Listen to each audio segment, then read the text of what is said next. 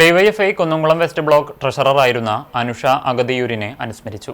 മൂന്നാമത് ചരമദിനത്തിന്റെ ഭാഗമായി അഗതിയൂർ DVM സ്കൂളിൽ നടന്ന അനുസ്മരണ സമ്മേളനം ചലച്ചിത്ര ഗാനരചയിതാവ് BK ഹരിനാരായണൻ ഉദ്ഘാടനം ചെയ്തു.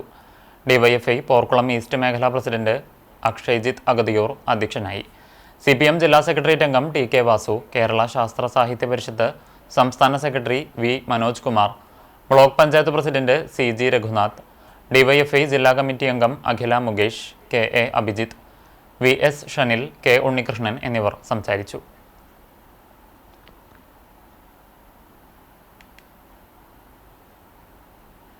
ONV സാറിൻ്റെ ഒരു വരി, ONV സാറിൻ്റെ കവിതയല്ല, ONV സാർ എവിടെയോ പറഞ്ഞു വെച്ച ഒരു വരിയുണ്ട്.